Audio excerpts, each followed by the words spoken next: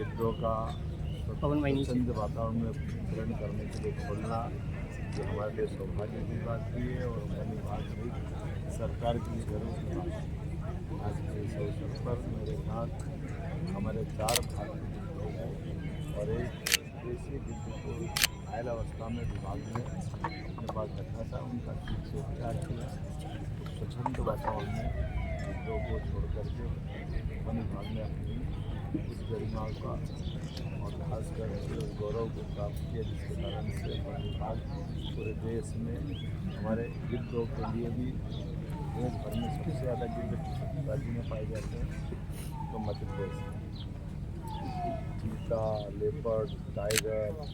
सब क्षेत्रों में मध्य प्रदेश की ख्याति लगातार बढ़ रही है। मुझे इस बात की प्रसन्नता है। हमारे जंगल भी आबाद हो रहे हैं, जंगल के